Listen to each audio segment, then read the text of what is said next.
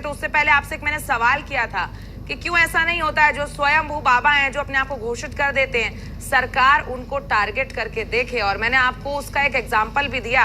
मैंने कहा उनके ऊपर 6 यौन शोषण और कई सारे आरोप लगे हैं, तो सरकार के लिए और पुलिस के लिए एक्शन लेना काफी था।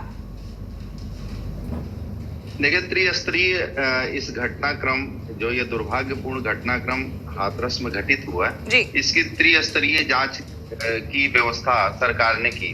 पहली रिपोर्ट जो एसडीएम की 24 घंटे के आसपास आ गई थी, वो एक रिपोर्ट है।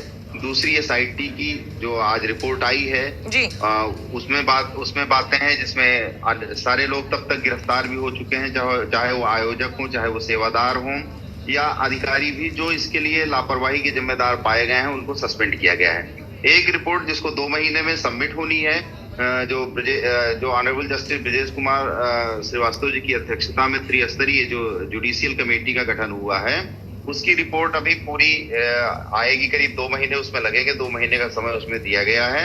और उसमें ये कई एंगल है जांच के कि क्या कोई इस प्रकार की ऐसी कोई वो तो नहीं थी कि जिसमें साजिश तो नहीं थी, या कोई कौन सी लापरवाही थी, या कौन कौन इसके जिम्मेदार हैं। तो निश्चित रूप से ये आप तय मान लीजिए कि आज उत्तर प्रदेश में सुशासन की सरकार है, योगी जी की मजबूत सरकार है, और कहीं भी किसी भी जो भी इसके लिए जिम्मेदार या लापरवाह पाया जाएगा, जिसका भी रोल होगा, उसके साथ कोई भी समझौता नहीं होगा, उसको निश्चित रूप से सजा मिलेगी।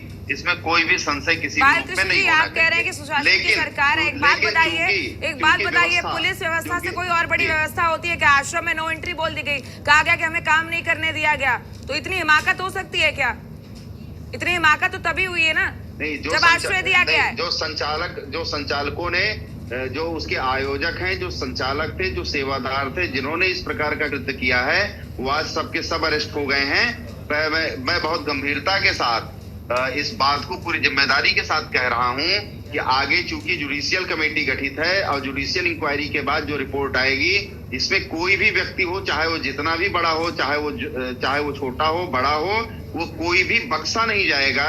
जिसमें दूसरे चरण में आपने देखा है कि जो अधिकारी इसमें लापरवाही के जिम्मेदार पाए गए, वो सब के सब सस्पेंड हुए हैं।